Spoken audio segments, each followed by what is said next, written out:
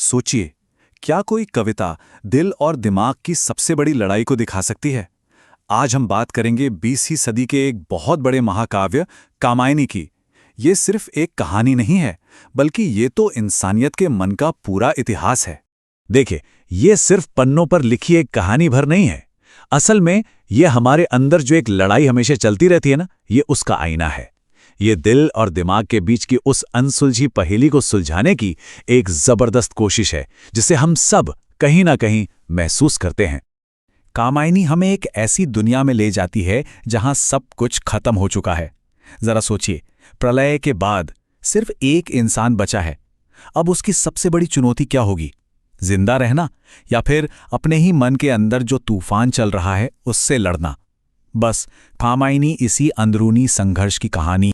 तो चलिए सबसे पहले इस महाकाव्य की नींव को समझते हैं।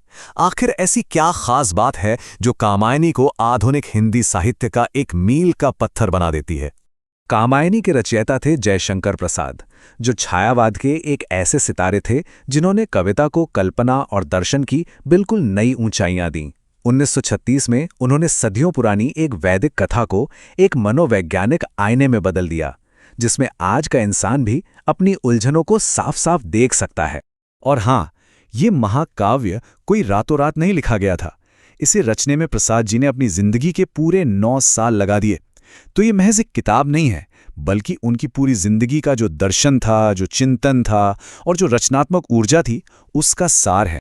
चलिए अब कहानी के दिल में उतरते हैं। मिलते हैं मनु से, दुनिया का आखिरी इंसान, जिसकी निराशा में ही शायद मानवता का भविष्य भी छिपा है। कहानी की शुरुआत होती है एक बहुत बड़े विनाश से, जिसे कहते हैं प्रलय। ये कोई मामूली बाढ़ नहीं थी, बल्कि एक ऐसी तबाही थी जिसने एक पूरी की पूरी सभ्यता और उसकी दुनिया को हमेशा के लिए मिटा दिया। कविता की पहली पंक्तियां ही हमें उस भयानक मंजर में ले जाती हैं। कल्पना कीजिए, मनु अकेले हैं और उनकी आंखों के सामने सिर्फ अंतहीन पानी है और अपने खोए हुए संसार की चिंता। मनु, जो मानवता के आदि पुरुष माने जाते हैं, इस प्रलय से बच तो गए, पर ये कोई जीत नहीं थी। ये तो एक अंतहीन सजा जैसी थी, घोर निराशा और इस ब्रह्मांड के सबसे गहरे अकेलेपन की सजा। लेकिन ये कहानी सिर्फ एक इंसान की नहीं है। इसके जो पात्र हैं ना, वो असल में हमारे अपने मन के ही प्रतीक हैं। तो चलिए इस कहानी के प्रतीकों की पहेली को अब सुलझाते हैं। तो सवाल उठता है कि इस निराशा से मानवता को कौन बचा सकता है? इसका जवाब मनु के जीवन में आने वाली 2 ताकतों में छिपा है। एक जो दिल की राह दिखाती है और दूसरी दिमाग की। एक तरफ है श्रद्धा, जो दिल की आवाज है, जो विश्वास और प्रेम से भरी हुई है, और दूसरी तरफ है ईड़ा, जो तर्क और बुद्धि की प्रतीक है, जो दुनिया को बनाना और उसे जीतना चाहती है। और यही तो है कामायनी का महासंघर्ष, दिल बनाम दिमाग। प्रसाद जी ने इन किरदारों में हम सभी को ही तो दिखाया है। मनु हमारा मन है, जो हमेशा 2 रास्तों के बीच फंसा रहता है। श्रद्धा हमारा दिल है, जो हमें भावनाओं से जोड़ता है। और ईड़ा हमारी बुद्धि है, जो हमें आगे बढ़ने के लिए उकसाती है। कामायनी की पूरी यात्रा इसी संतुलन को पाने की एक जद्दोजहद है। तो फिर इन 2 रास्तों पर चलकर मनु का सफर आखिर कैसा रहा? उनकी ये यात्रा हमें दिखाती है कि कैसे हमारा अंदरूनी संघर्ष ही हमारी जिंदगी की दिशा तय करता है।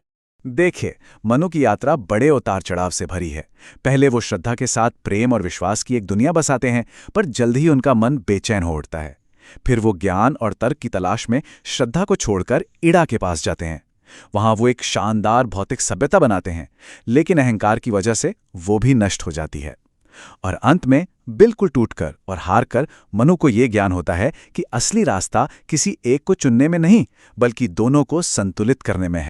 प्रसाद जी खुद कहते थे कि ये सिर्फ एक कहानी नहीं है, ये पूरी मानवता की मनोवैज्ञानिक यात्रा का एक नक्शा है। हमारे संघर्षों का, हमारी गलतियों का और हमारी चेतना कैसे विकसित हुई, उसका इतिहास है। तो फिर इस अंतहीन संघर्ष का हल क्या है? कामायनी का दर्शन हमें किस मंजिल तक ले जाता है? जवाब एक शब्द में छिपा है, आनंद। लेकिन ये आनंद है क्या?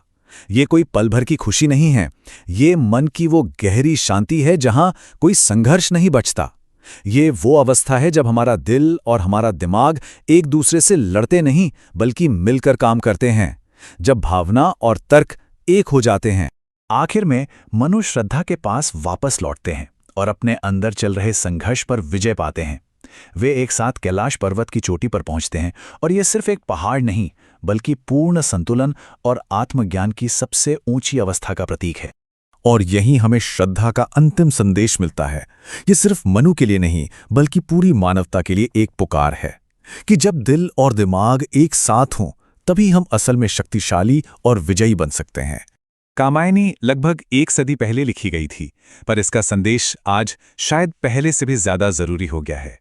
यह हमसे एक सवाल पूछती है, क्या आज की इस तेज तर्रार दुनिया में जहां हम तर्क और टेक्नोलॉजी पर इतना जोर देते हैं, क्या हम कहीं अपने दिल की आवाज सुनना भूल गए हैं? क्या हम आज भी मनु की ही तरह संतुलन की उसी यात्रा पर नहीं हैं?